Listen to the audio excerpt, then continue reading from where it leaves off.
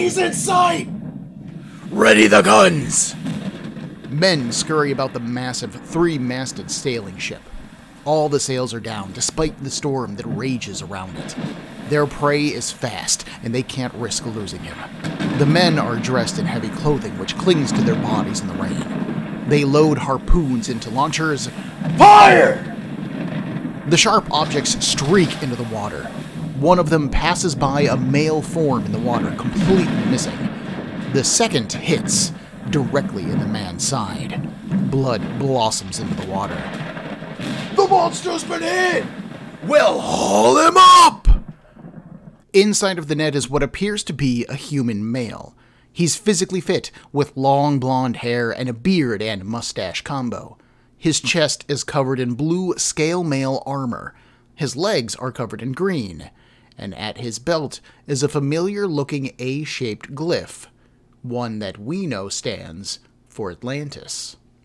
The men close in, tying the Atlantean's feet up and suspending him by them. They ask where the gills are. The captain, a one-eyed man with fingerless leather gloves on and a leather coat, turns the blonde's head. Here. He shows a series of slits in the man's neck. Just like his sea hag, the captain says. The blonde moans and holds his head in pain. The captain steps closer and draws a knife from his belt. We pulled your sea hag from the water, he says. She was half dead, torn open by a great white. And instead of thanking us, like a woman should, she refused. Even killed 2 of my men before we managed to cut her throat. And then you came after me and took my eye! He raises the knife high. Your eyes will fetch me a pretty penny, though. The doctors will pay for your insides, too. And the kiddies will pay to stare at the rest of you. They're gonna come from all around to see the merman in a jar. A loud impact rocks the boat. The captain drops his knife and is called to the side of it. Captain! We're surrounded! In the roiling waters around the ship, dozens of Atlantean faces stare up at the boat. In the modern day, we move to Aquaman's current location in the waters just off Amnesty Bay, Maine. Schools of fish and sea life of various sizes and shapes swim away from him, sent off on a mission. We follow those fish to Atlantis, where people off-panel talk to the king who is draped in shadows. They warn him about the boy with purple eyes. There are some who say that he will bring about the end of Atlantis. But the king won't hear it. He will not allow superstitions to turn Atlantean against Atlantean. He orders that Garth be returned home to his mother. Those who wished him harm are to be locked in the wells for trial. The conversation awkwardly comes to a stop, as the fish that we followed gather around the king. His attendants don't recognize why they are there, but he does. His brother wants to talk. My name is Ben, and this is Comic Book Breakdown episode 26.10 of Aquaman, The Throne of Atlantis, Part 1.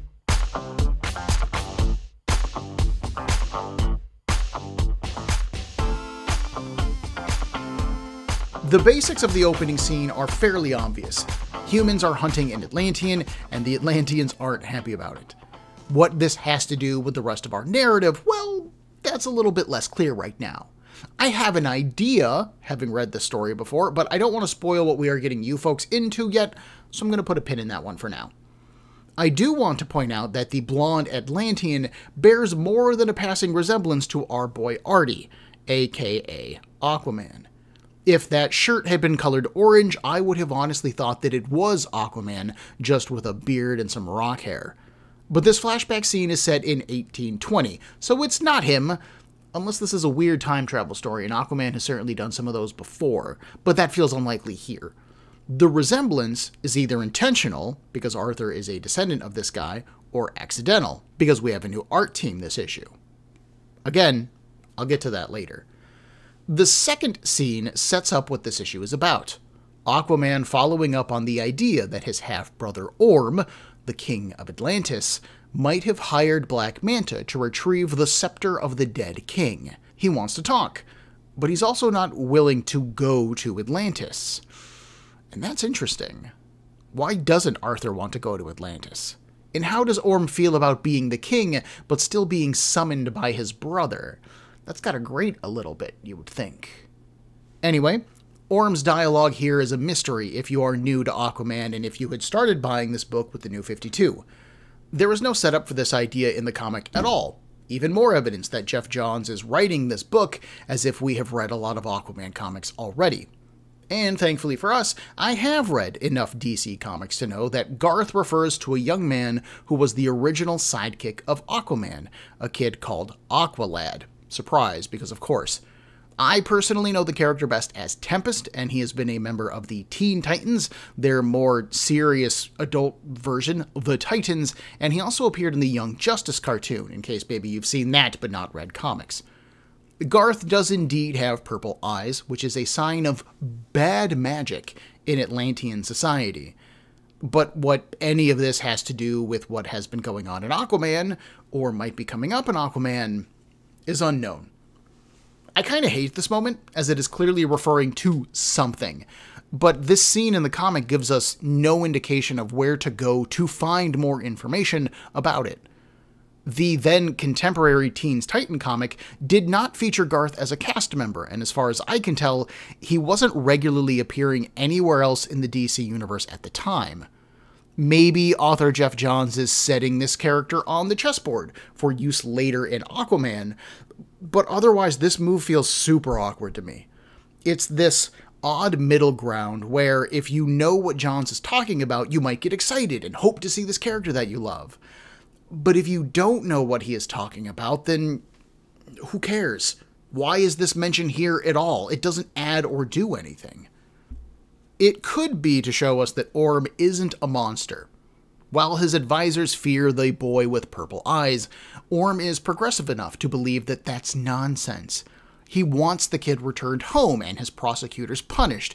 Orm is made to look like a kind and just king. And if you do know Garth and his history, then you know that he is a hero, and you would agree with Orm's decision. This guy, Orm, can't be a bad guy, right? Clearly, he is a good king. Speaking of bad guys, we move over to Belle Reve Prison in the swamps of Louisiana. A pair of guards are carrying Black Manta's helmet as they move through the prison, discussing the criminals held there. And hilariously, not even the most famous prison in all of DC Comics knows Black Manta's real name. Johns might not have a good reason for not telling us his name, but at least he is consistent with not telling us his name. If we don't get to know it, no one gets to know it. And you know what? Fair.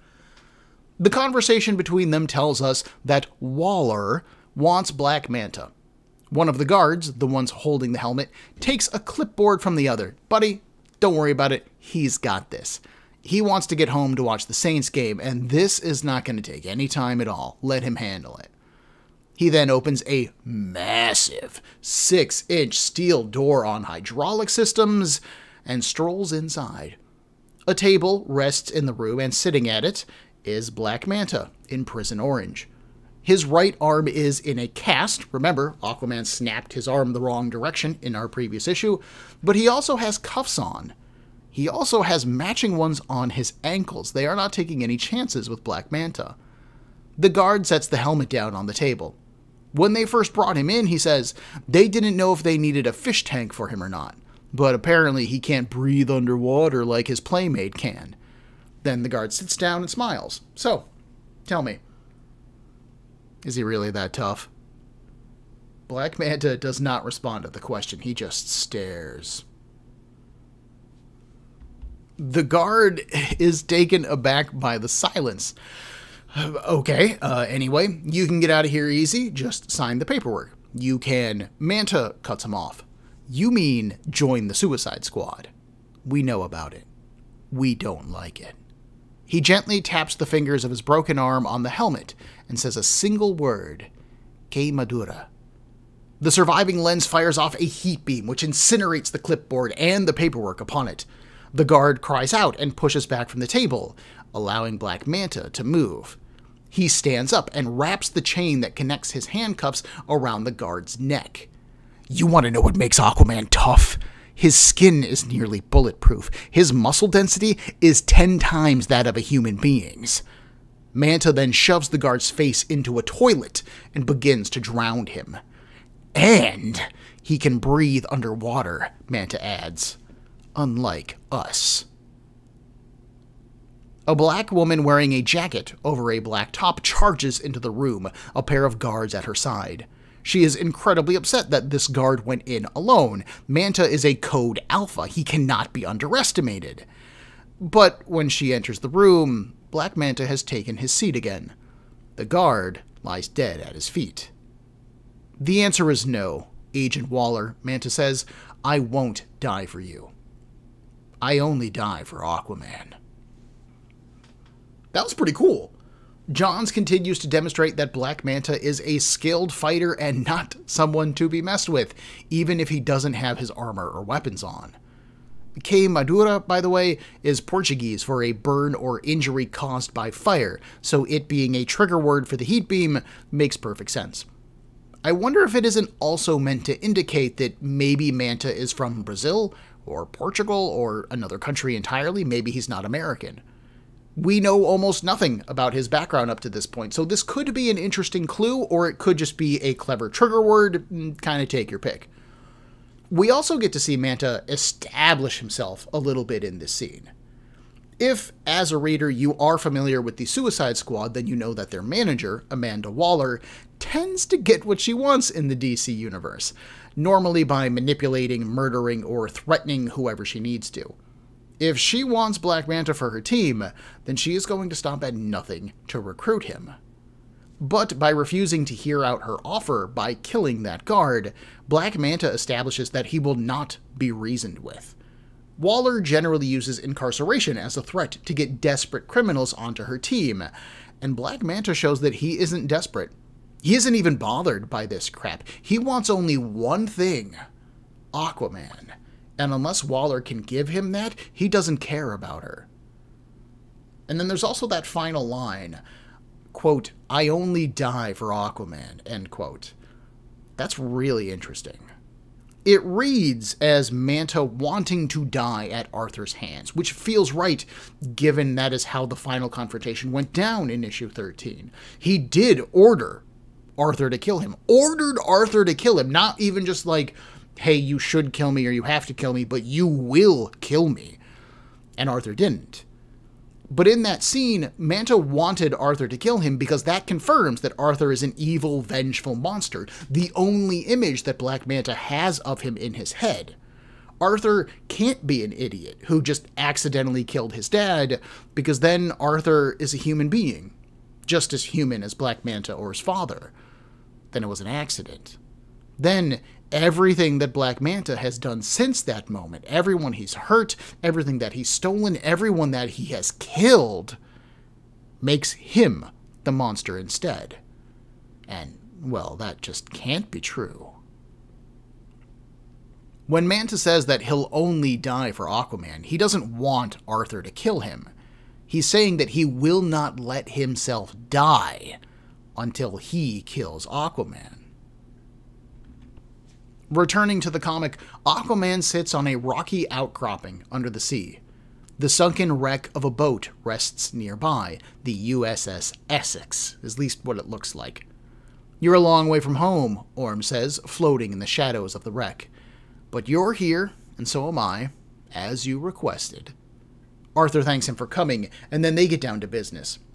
Arthur explains that 2 weeks ago, Atlantean soldiers attacked a U.S. military base, as seen in issue 5. And this week, Black Manta was hired to kill his friends and acquire the dead king's scepter. Orm asks, what is a Black Manta, exactly? He's a treasure hunter from the surface world, Arthur says. Someone from Atlantis hired him. Someone wanted those relics. Orm asks, and you think that was me? Arthur, if I wanted those relics, I would just ask you for them.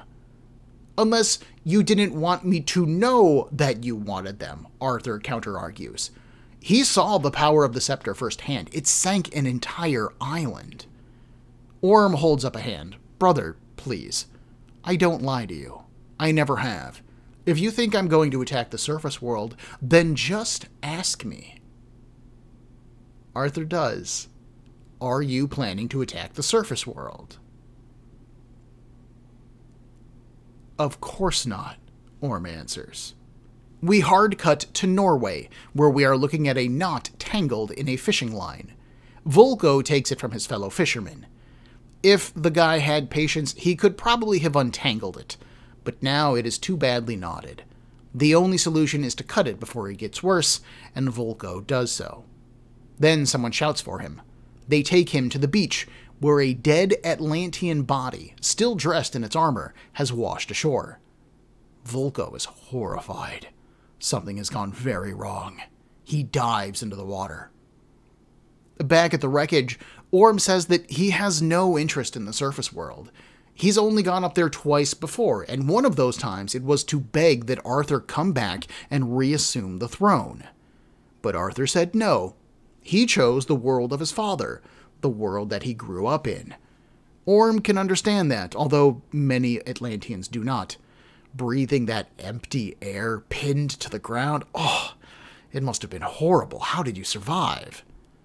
Arthur shakes his head. It really isn't that bad. Oh, I'm sure you've made improvements, Orm replies, just as I have improved Atlantis. I once dreamed that we would do this together, actually. Now we are literally worlds apart. Orm leads his brother into the wreck. He brought him here once before, shortly after Arthur took the throne, to remind him what the surface world is capable of. The men of this ship killed their great-grandmother, and then hunted down and killed her husband, the queen and king of Atlantis. And Atlantis didn't just accept this fact. They sank the ship that night, but left the sailors alive. They watched them float in the water with no hope of rescue. One by one, the humans drowned. They eventually sank to the sea floor. Except for the captain. They waited for him to tire out, and, when he could swim no more, they took him back to shore. Does Arthur remember what happened next? Yes, he replies. The captain drew his knife and demanded that he be taken back into the water, because a captain always goes down with the ship. Arthur and Orm stop their journey, and they are looking at the skeleton of the captain, chained to the interior of the ship. If Atlantis wanted to, they could sink every boat on the ocean, Orm says, destroy everything that humanity tries to put in the water. But they don't, and that shouldn't change. So whoever is behind this Black Manta, maybe they want you to think that Atlantis wanted the scepter. Orm rests a hand on his brother's shoulder. I love you, he says, and I wish you nothing but the best. He swims away. Circling around behind Arthur is a shark. At the bottom of the Atlantic Ocean, we return to the inky black location where Aquaman sealed the trench away. We see the scepter of the dead king hit the rocks, shaking them apart. Glowing blue eyes appear in the darkness. Come now, creatures, someone says. You're free. The creatures from the trench begin swimming upwards. I would argue that author Geoff Johns has spent the past 14 issues of Aquaman demonstrating how the water threatens the surface. We had the trench threaten the first 4 issues, Atlanteans attacked a military base in issue 5, Mera was treated like a threat in issue 6, and while Black Manta was the driving threat of the previous arc, we also had the looming threat of the Atlantean relics and what that scepter could do. Even here, Johns, through the actor that is Orm, says that Atlantis could sink every boat on the water if it chose to. But this issue also demonstrates how disdainfully the surface world regards the oceans. The men in the opening scene save Great-Grandma, an act that seems altruistic at first, but then they expected her to reward them, and not just with money, but her body. Her dying body, which just makes the whole thing that much grosser, as if it wasn't bad enough. When she wouldn't go through with it, they murdered her, And when her husband tried to punish them for it, and all he did was take the captain's eye, and I get it, that's really brutal, but he could have killed the captain. He didn't. He spared him, but then the captain still hunted him down and killed him for it. On top of that, when the captain was the only person left alive from that ship, he asked to be taken back into the water. To me, the point of this story is very clear. That human beings will do whatever they want, no matter the cost, even to the point of ruining themselves.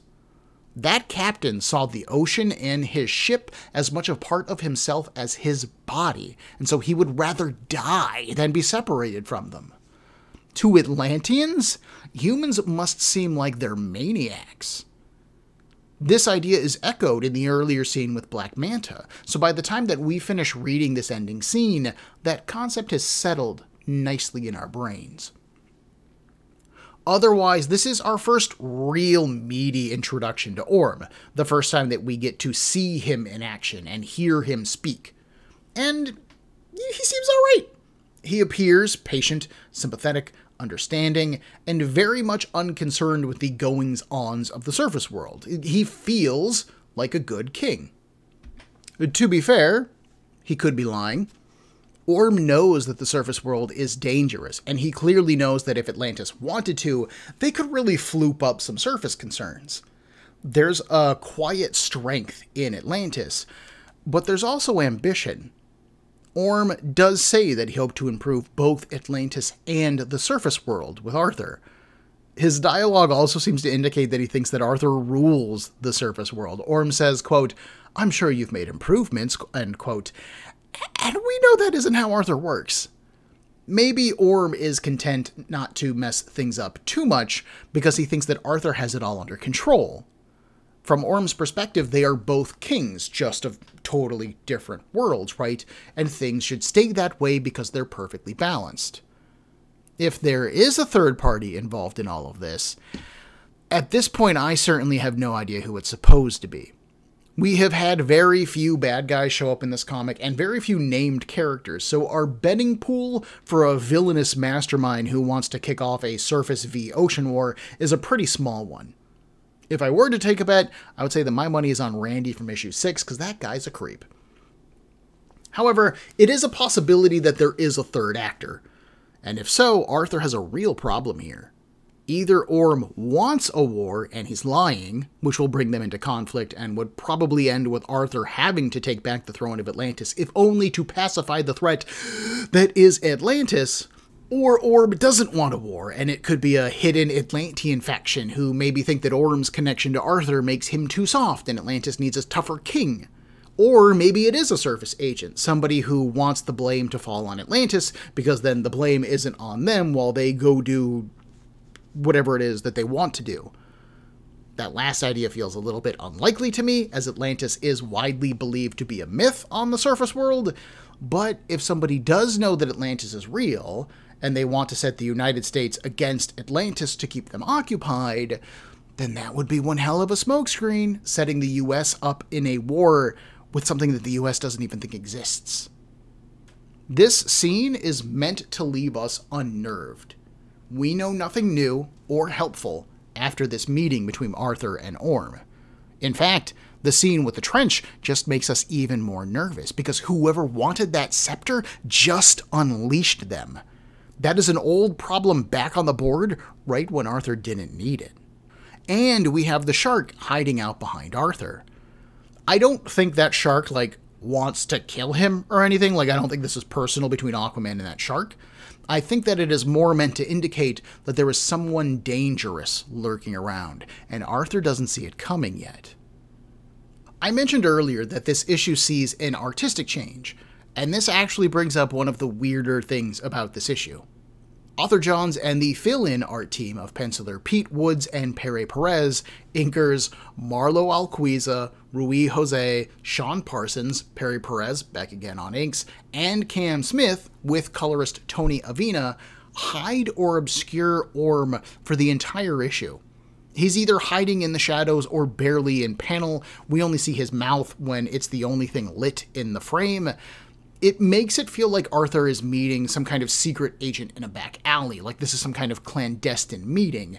And since we can't see Orm for it, it makes him feel suspicious and guilty the entire time. To me, that means that while Orm is saying all of the right things to say, who he really is remains hidden in the shadows. From Arthur and from us as an audience. This is weird to me because Orm is the only humanoid figure on the cover for this issue. So, like, we get to see his purple and silver armor. We see his silver axe trident thing. He's got on a metal mask with fish fins coming off of the sides of it, so it is intense and it's really weird looking. And do all Aquaman bad guys wear weird head accessories? Is that a thing? And I call Orm a bad guy here and now because, look, honestly, he feels like a bad guy in the comic. And this cover certainly doesn't help things. He's glaring down at the viewer, which makes it feel like he has beaten us or he is threatening us, and that axe scepter is pointing down as if to say, "You're beaten. Stay down." And he's surrounded by sharks, which visually are the bad guys of the ocean. And I know that sharks aren't evil. They're just doing what they were made to do, which is to eat things. Humans have made them bad guys because we don't want to be eaten. Sharks are an important part of the ocean ecosystem and should be left to their own devices. None of which keeps them from looking like scary, intimidating, deadly monsters. Anyways, the art team for this fill-in issue is fine. This is one of the downsides of having a team like Reese, Prado, and Reese previously. They were just so good that anyone drawing this book after them was going to look inferior in comparison. And sadly, this team does look inferior. The widescreen camera angles and powerful shots that Ivan Reis would have used are gone, replaced by fairly standard angles, which work. The story is conveyed well. I understand what is happening in the page's flow, like in terms of selling me a comic book, this looks like a comic book. I understand the story, I see the characters, everything works fine. But they just aren't as nice looking, my dogs. There are some great acting moments, though. When the guard asked Manta if Aquaman was really that tough and he just glared back, you could see the guard jump a little bit. He was intimidated and you could feel that. Arthur also has some great facial expressions during his conversation with Orm, although he does feel like softer in general. Arthur feels more human. Penciler Pete Woods' fish look like fish, but not like nearly the photorealistic type of fish that I have been used to seeing in previous issues. Woods' work is a little bit more cartoony than Ivan Reis's, and I'm only saying that because I am comparing him to Ivan Reis, even as I try not to compare him. Like, Woods' style, honestly, is fairly realistic when compared to actual cartoony artists, but compared to Reis, it just doesn't stack up. While we haven't physically seen Woods' artwork on the show before, because I only just started doing the video episodes with the Aquaman stuff, he did do the Action Comics half of the crossover with the Secret Six back in 2011, which Breakdown covered in episode 6.15 called What Luthor Hath Wrought. And that work is now 2 years old at this point, and somehow it looks so much better than what I am seeing here with this issue. Maybe Woods had to rush through this issue. Maybe drawing underwater creatures and the settings and like the ships is a new experience to Woods, which challenged him as an artist. That is absolutely possible. And we also see an absolute murderer's row of inkers on this comic, which either implies there was a lot of inking work that needed to be done, or maybe the book was behind and they needed to pick up the pace on it. So, Making this artistic transition even more awkward is that we aren't even breaking up with the art team. Because Ivan Reis left Aquaman in order to draw Jeff Johns' other comic at DC, The Justice League. And guess what our next comic is? Fantastically enough, Justice League issue 15 opens in the depths of the mid-Atlantic. Schools of fish move through the black waters easily, and we follow a trail of bubbles down. If we didn't already know that the story was going to be an Aquaman-centric one, well, we sure know it now. Above the seas, a massive ship rides on the waves. It is a military vessel preparing to test a new missile system. But an alarm suddenly goes off. The countdown to the missile launch has started early. And the coordinates of their landing site have changed as well. They're heading to the bottom of the ocean. The captain is completely thrown off here. That doesn't make any sense. There's nothing at the bottom of the ocean to target. Why would someone do that? Well, there's nothing except, you know, we know. Atlantean men dressed in ornate golden armor move above the city of Atlantis, riding their seahorses. One of them suddenly looks up as something is streaking towards the city, and he sees the missiles. The countdown to detonation hits 0, and they impact on a rocky ridge above the city. A long way away, on a farm in Smallville, we find Clark Kent putting on clothes over his Superman outfit. He's talking to someone, explaining why he hides his identity. And it's basically because he is trying to be a symbol. He did think about wearing a mask, like Batman does, but, you know, he's going for something different. Where Bruce wants bad men to fear him, Superman wants good people to trust him. So Superman doesn't wear a mask at all. Clark Kent wears a mask, and he puts on his glasses. He offers a pair with smaller lenses to Wonder Woman. Come on, give it a shot. She is super skeptical of this idea, but he promises that it'll be good for her. After all, she has to unplug sometime. And speaking of unplugging, we transition to Cyborg. Nice transition. Beautiful transition. That's how you segue. Anyways, Cyborg's father, Silas Stone, has been tasked with contacting his son, and through him, the Justice League, to see if they can look into the Navy's rogue missile test. Cyborg, Victor Stone, is currently at the League's Watchtower base, which orbits above the Earth and which limits his response. He can't teleport down without the exact coordinates of the ship, and the Navy has lost contact with it. Otherwise, he could drop right into the ocean and probably drown, so he'll try to keep finding the ship through radar and satellite imaging, but he can't really do much otherwise. Silas casually mentions that he has been ready to add on environmental protective modes to Cyborg for months now. But Cyborg is uncomfortable with that idea. Doing so would mean replacing the one lung that he has left, and he just isn't ready for that.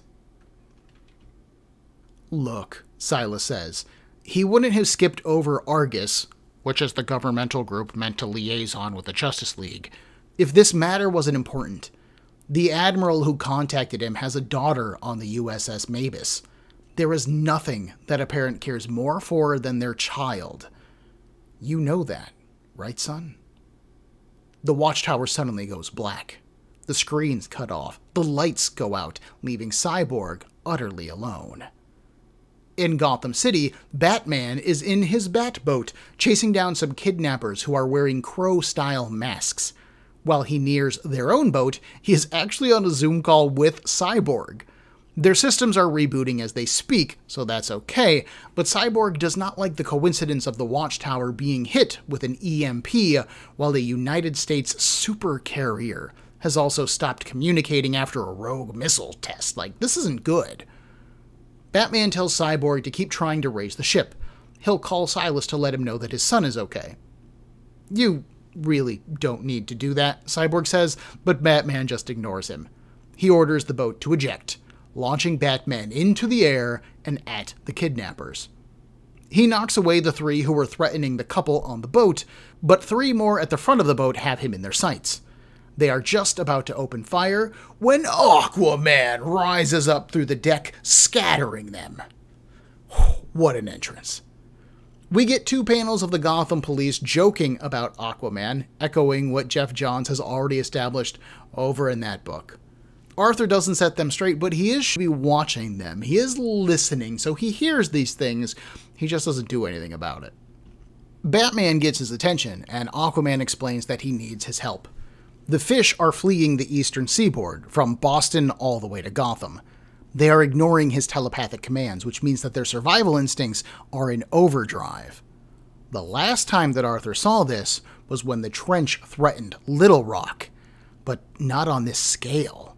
If this is the same thing but bigger, then he is going to need the Justice League's help to settle it. This isn't an America problem. This is a world problem. While the two super dudes are distracted, one of the crows panics. He isn't going back to jail. He dives for one of the cop's guns, and a sudden wave of water sweeps them all up, cop and criminal alike. Mera hopes that no one is harmed. Arthur smiles. Batman, I don't believe you've met Mera. She leaves the cops behind and reports the same thing that Arthur has seen. The fish are leaving, and they are going nowhere specific. They're just panicked. Batman is a bit thrown off by this line of inquiry. He thought that Arthur was here to help with the USS Mavis. Aquaman blinks. What about it? At sea, we quickly visit a fishing boat that confirms what Mera reported. The fish are just gone. A shadow then rises above the boat, and the men lean back, taking in the thing casting that shadow. Before we see what that is, we cut to Metropolis, where Clark and Diana are having a dinner out at a fancy restaurant. Things are quiet at first, and then Diana is thrilled to admit that Clark's disguises work. It has been a nice night out for both of them, with Diana commenting that this is the first dinner that she has gone out while being, unnoticed. Clark smiles. Well, hopefully this won't be the last time. But their evening is suddenly interrupted as the lights go out. The restaurant shakes as the ground rumbles. The camera moves outside, where a tsunami sweeps into the city, lightning flashing behind the wave. Several small boats are caught in the front of the wave, but riding the crest of it is the smoking form of the USS Mavis. Clark and Diana immediately ditch their disguises and get to work. They catch the carrier, keeping it from smashing into the city proper, but it is stuck standing in the street, blocking the majority of the water. Lois Lane and Jimmy Olsen, who work for the newspaper The Daily Planet, see the pair working together, and you know what? Jimmy thinks that Lois is a little bit jealous. Anyways, the pair use the ship to block the wave, and Superman starts to blast some of the water with his heat vision, turning it to steam. But there are still people in the streets who need their help, as well as people who are still in the ship. They can't save everyone. A wave catches Lois Lane and drags her into the water. And who should save her? Not Superman, not Aquaman, nope! It's Vulko! He grabs her and launches from the water, landing on a nearby rooftop. But the effort takes it out of him, and he passes out for a moment. Vulko stammers out who he is, and says that he needs to find King Arthur. His brother. He needs to stop his brother. He'll sink it all. In Gotham, Cyborg reports that a wave is about to hit there. A citywide evacuation has already been called. Mera is the first who recognizes what this is, and Arthur agrees with her. This is the first strike, flooding heavily populated areas. They'll launch a ground-based attack next. They're following his plans. The Atlantean war plans.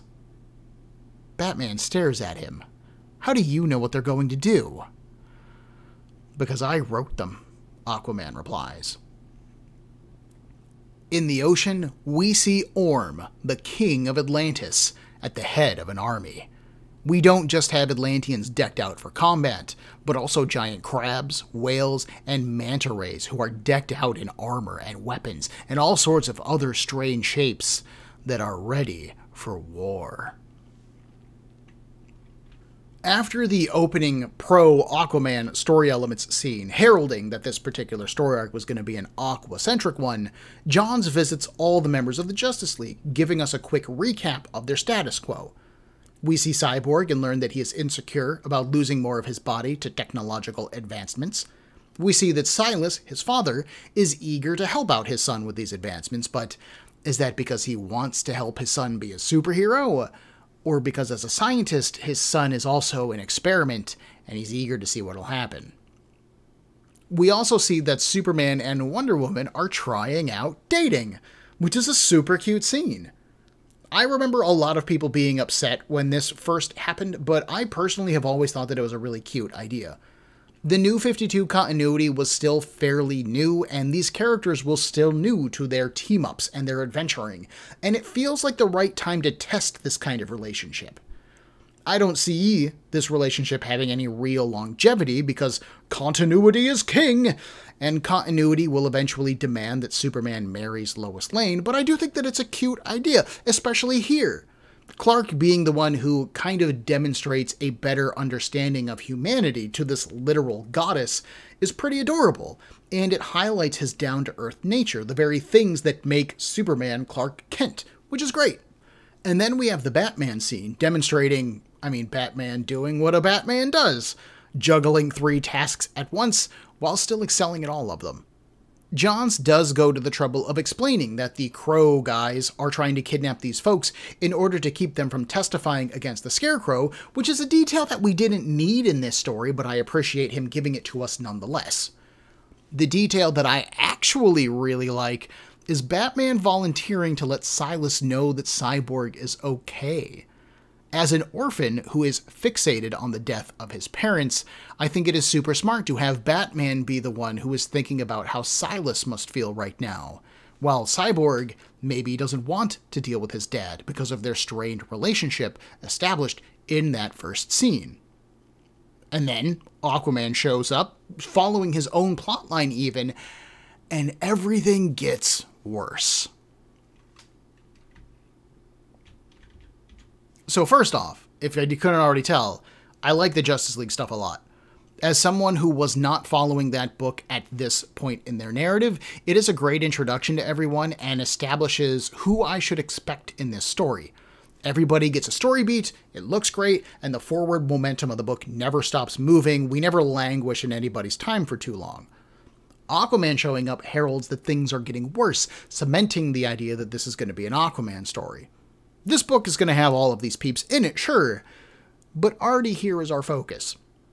And to that end, we now know that someone has hacked the USS Mavis and made it attack Atlantis. Atlantis is now attacking back, flooding Boston and Metropolis with Gotham on the way.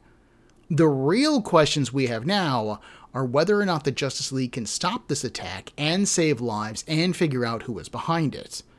Plus, whoever did this also hit the Justice League's watchtower with an EMP, so whoever they are no slouch. They've got some reach. Other than Atlantis doing this to itself in order to justify this retaliatory strike, we don't really have a suspect on the table, so I'm not going to spend too much time theorizing with that. We're going to get there, I'm pretty sure. There was also the idea that Orm is following Arthur's plans for attacking the surface world. We already know that when Artie left the surface, he was not exactly a happy person. He had seen firsthand how cruel humanity could be, and it does appear that he was accepted pretty readily by Atlantis, so maybe Arthur was feeling particularly protective when they were making these plans. Plus, his just existence was the closest that Atlantis had gotten to being exposed to the surface world, so maybe Arthur wanted to make sure that if anybody did believe he was from Atlantis, or if anybody did continue to pursue him, then Atlantis could also maintain its secrecy. It'll be interesting to see how Batman jives with this. Arthur mentions them having problems with how the Justice League is run, and here is Arthur, a guy whose plan to attack the surface world was just used, to attack the surface world. That's not exactly the kind of thing that the Justice League is supposed to do, so that promises to be some nice drama between these two. As an opening chapter to this crossover, I think that these two issues do a pretty great job. It looks cinematic and impactful, the characters feel right, and the thread is big, worthy of a team like the Justice League. In the middle of it all, we have Aquaman, who is going to need to protect human lives and work with the League, but who will also not want to fight his brother, who thinks that he is avenging Atlantean lives after all. This is a solid setup for a conflict. Now let's see if Johns can follow it through. I am not covering it here as part of the breakdown, but I do want to add that there is a backup feature to these issues of Justice League. Starting with issue 7, there was a Shazam backup story explaining and setting up his origin and role in the New 52. It was written by Geoff Johns with art by Gary Frank, who has a very realistic style. It doesn't impact on our story at all, so I'm not covering it here, but it is nice to have it, and I just wanted you folks to know, in case you have an interest in that thing, this is where you can start to look into it. I do think it's a bit weird to have this origin stretch on for as long as it did, though. As an Aquaman reader, this issue could be the perfect introduction to Shazam, but this particular issue has like chapter 8 of a 12-part story, which just feels really weird. I'm already buying the Justice League issues that are a part of this crossover. I don't want to have to go back and buy the previous 7 to know what is going on here, especially since they don't immediately impact on our narrative at all. That said, this backup feature is almost a nice nod to the Golden Age era of comics, when backup features were ongoing things and introduced characters like Aquaman to begin with. So there is some fun comic book history here, to be sure. Anyways, next week, Aquaman tries to defuse the tension regarding Atlantis' attack, and it does not work. Aquaman will have to battle the Justice League. At least, he does so until the Ocean Master makes his move. Join me in a week for Comic Book Breakdown episode 26.11 of Aquaman, The Throne of Atlantis, Part 2. If you enjoyed this episode of Breakdown, please make sure to hit that like button, and if you are not subscribed to the show, then click on that as well. I love getting feedback, and I would really appreciate it if you did so. If you have any questions, concerns, or would like to suggest a comic or a series to me, Breakdown can be found on Facebook, Instagram, and on a variety of podcast platforms, with links in the description for this episode below, as well as the email cbbreakdown@gmail.com. Thank you for your time and attention.